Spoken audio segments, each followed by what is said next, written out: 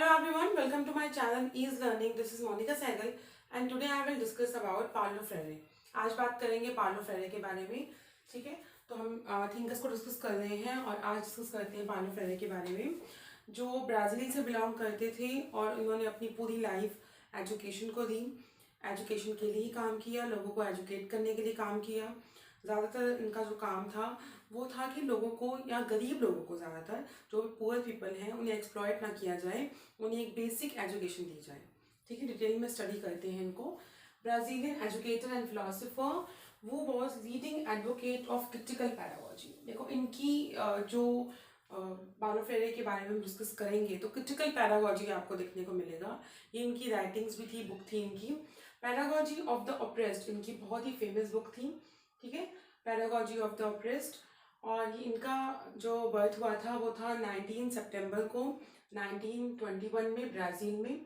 और इन्होंने सभी को टीच किया. ठीक है, स्टार्टिंग से ये जो थे वो बहुत ही पुअर फैमिली से बिलोंग करते थे और खाने पीने को भी ज़्यादा नहीं होता था इनके पास. और इन्होंने अपने आसपास देखा कि क्यों हम लोगों की ये कंडीशन है, क्योंकि एजुकेशन नहीं है हमारे पास और हमें एज अ लेबर ही ट्रीट किया जाएगा. अगर जब तक हम एजुकेट नहीं होंगे हम आगे जा नहीं सकते, हमें सिर्फ लेबर ही ट्रीट किया जाएगा.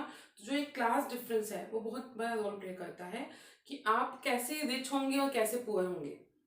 क्योंकि एजुकेशन आप लेंगे नहीं तो आप भी यही करेंगे और आपके आने वाले नेक्स्ट जनरेशन भी यही काम करेगी. तो उन्होंने एजुकेशन की इंपॉर्टेंस को समझा और एजुकेशन की इंपॉर्टेंस को समझते हुए इन्होंने पहले लॉ स्टडी की, फिर साइकोलॉजी स्टडी की और बाद में जाकर इन्होंने फिलोसफी स्टडी की और फिर as a professor, as a teacher इन्होंने काम करना स्टार्ट किया. Taught Portuguese in secondary school, इन्होंने पुर्तगीज को भी टीच किया. became the first director of the Department of Cultural Extension of Recife University. ठीक है, फर्स्ट डायरेक्टर बने थे. कहाँ एक एजुकेशन के लिए कि हमें एजुकेशन क्यों नहीं मिल रही, इस चीज़ से बिलोंग करने की कंडीशन से रहकर कहाँ ये डायरेक्टर और सेक्रेटरी तक की पोजीशन तक पहुँचे और अपने आसपास जिस कंट्री में ट्रैवल करते थे वहाँ जाकर वो एजुकेशन देते थे. और इसी एजुकेशन देने की वजह से ही इन्हें जेल में भेजा गया 1964 में, jailed by a new government for his educational work with rural poor. जो रूरल पुअर पीपल थे वहाँ पर, कि उन्हें बेसिक चीज़ें पता हों, उन्हें कैलकुलेशन नहीं पता, उन्हें रीडिंग राइटिंग जैसे कंसेप्ट नहीं पता, तो फिर उन्हें एक्सप्लॉइट किया जा रहा है. कितने उन्हें पैसे देने चाहिए और कितना उनके काम के पैसे बनते हैं, कैलकुलेशन, बेसिक चीज़ें, बेसिक मैथ्स और रीडिंग राइटिंग और कैलकुलेशन, इन चीज़ों को उन्होंने टीच किया कि वो एक्सप्लॉइट ना हो. और जो फर्दर स्टडीज़ करना चाहते हैं तो उनके लिए उन्होंने और काम किया. इन्होंने एक साथ 300 वर्कर्स को भी एजुकेट किया, उसको भी सोसाइटी ने बहुत अपोज किया.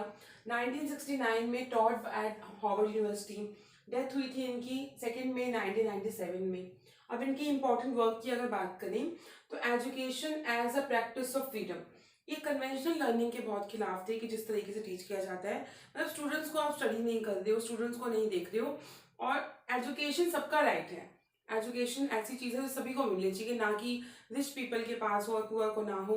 लेकिन उस टाइम 1921 के टाइम पे education as consider as most the expensive thing, तो वो सिर्फ रिच पीपल ही अफोर्ड कर पाते थे. पैडागोजी देखिएगा आपको इनकी मोस्टली राइटिंग्स में.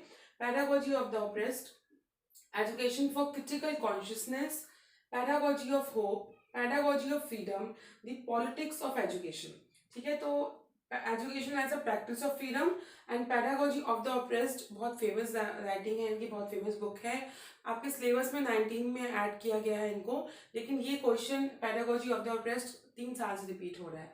Education for critical consciousness, pedagogy of hope, pedagogy of freedom. Hope और फ्रीडम से आप याद कर सकते हैं, ऑप्रेस्ड आपको याद रखना ही है. The politics of education.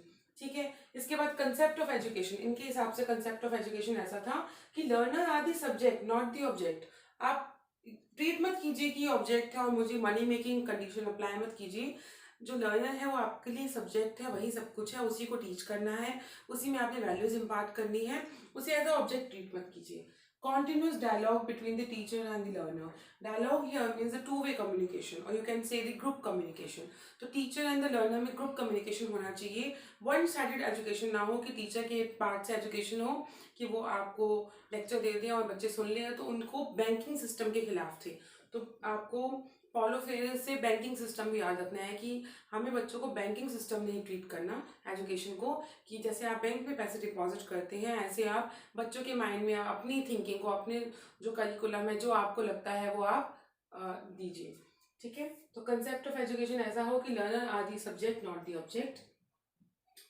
इसके बाद है Paulo Freire's methodology, 3 basic concept पे काम किया। टू सी, जिसमें बच्चों को देखिए, उनको एनालाइज कीजिए। To analyse and to act, पहले आप देखिए फिर एनालाइज कीजिए और फिर उसके हिसाब से एक्शन दीजिए। अब इन्होंने कहा कि आपने जो एजुकेशन है उसे बैंकिंग सिस्टम ट्रीट नहीं करना, कि टीचर जो है as a depositor and student as a depositories, कि टीचर अपना जो उसको लगता है वही चीज़ें स्टूडेंट में इम्पार्ट कर रहा है through teaching.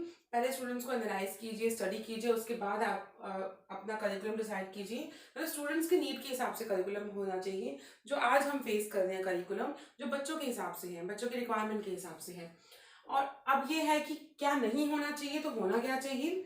Problem posing education, PPE जिसे कहा गया, जिसमें teacher and the student learn together, they both are learn together and develop new activities. ठीक है, तो प्रॉब्लम पोजिंग एजुकेशन की आपके सामने कोई प्रॉब्लम आएगी, how to find the solution of this problem, तो इस तरीके से आपका करिकुलम डिजाइन हो। तो पीपीई में teacher act as a mediator and the organiser, आप बच्चों को खुद करने दीजिए, टीचर एक्ट करेगा एज अ मीडिएटर और द ऑर्गेनाइजर।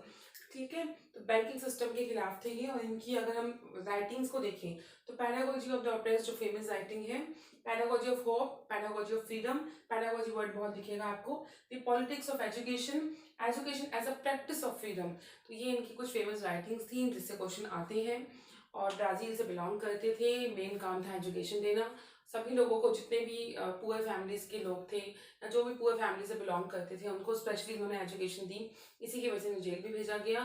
और इन्होंने एक न्यू करिकुलम की बात की कि आप करिकुलम ऐसा डिसाइड कीजिए जो स्टूडेंट की नीड के हिसाब से हो। तो आई होप आपको सेशन क्लियर हो गया होगा। तो please like, share, comment and do not forget to hit the bell icon for the latest update.